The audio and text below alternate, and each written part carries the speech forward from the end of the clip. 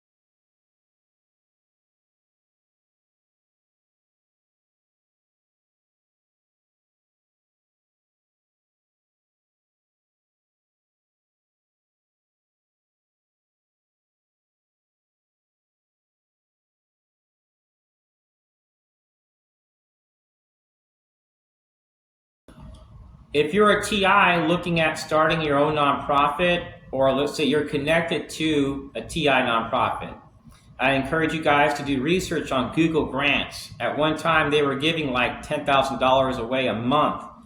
And every single month, these nonprofits which were approved for Google Grants were allowed to have access to that funding to spread awareness of their agenda. Also, if you're a TI that wants to start your own nonprofit, you can go to your state's Division of Incorporation website online, pay the little fee.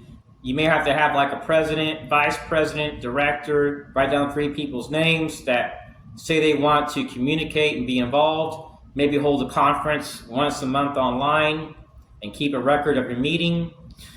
And versus waiting to become tax exempt so that way you can get grants from corporations and the government. Well, you can apply for a fiscal sponsorship. So that way you don't have to wait 3-5 years or more to get a tax exemption. So a fiscal sponsorship will allow you to enjoy those tax benefits that a nonprofit would have while you're waiting for your tax exemption. So you'll have it like that. And they may take a small portion of funds for allowing you to have that fiscal sponsorship. So it's something which is really easy to do. It's not complicated. It may seem complicated. In some states now, if you want to request funds from nonprofits that are giving away thousands of dollars, corporations too, you have to go through your state's like Department of Agriculture, and you have to apply for a solicitation permit or license or approval form, and that will allow you to not get in any trouble if you have a stand out in a mall or a Walmart, a supermarket, a church, whatever. So you're going by the law. And when you have that and you go to a store manager or a mall and you're putting a booth up, maybe you're going to have one of these retractable stands talking about your agenda. When they see that you have all the appropriate paperwork, some may let you stay there for a day for free or for $100, $200, whatever. So this could help you spread awareness of targeting. Also, if you are experiencing targeting to a degree where your life is not enjoyable, I encourage you guys to look at political asylum. You want to avoid all nations in Europe. I've only heard of one target in Europe, which is doing okay. He's not being harassed systematically. Most targets that I know that beat this, they have gone to Russia, they've gone to like Cuba, Nicaragua, rural Laos, rural Vietnam, rural China, and some work under the table, some are retired and do border runs to different other countries. You want to avoid like Colombia, Argentina, Thailand, Indonesia. These governments are great. It's not the government there that's a problem. We have people within this government which will outsource discreetly to businesses, universities, select cops, select sheriffs, constables, so that way the government there doesn't even know about what's going on. So when you complain about it, you're perceived as being ill because it's kept secret. It's for that reason why AI has very little information concerning gang stalking and targeted individuals, and will typically deny the existence of any type of programs which are based on targeting people.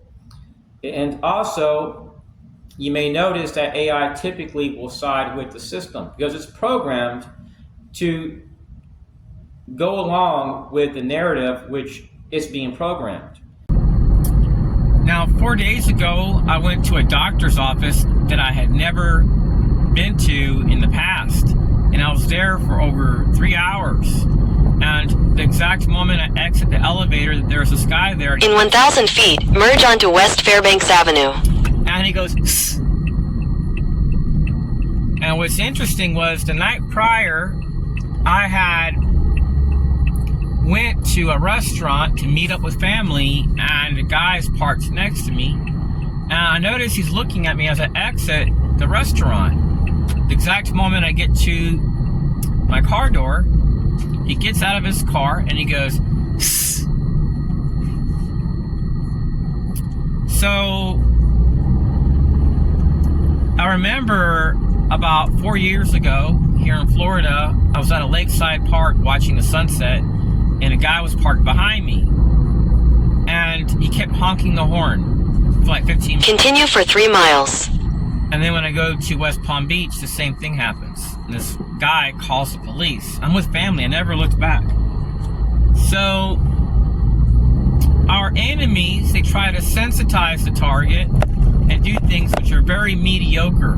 Some of these skits, they happen like that. And it's for that reason why a lot of targets don't have a lot of good evidence, but there are some that do. Our enemies also like to hack people's computers and phones. don't be surprised if you hire a forensic specialist and you find out that back in 2009 that your computer was hacked by some guy at Fort Benning utilizing a faulty VPN, one of these hacking operating systems like Kali Linux, and their VPN went down temporarily. Don't be surprised if you leave your state like I did, left Northwest Florida to move to Albuquerque, New Mexico back in 2015, and I was harassed by women that were active duty in the Army, and people that wore black suits, thin black ties, and drove black SUVs and harassed me systematically. And what was sad was they utilized Jewish people, LGBT and transgender. And I'm not against Israelis, but I found it to be disrespectful and even sad, because I spend a lot of time in prayer. So the False Claims Act requires you to file a key tam. It sounds like some type of Asian dish. So anyways, if you can't do it yourself, hire an attorney. Stay strong. God bless. Peace.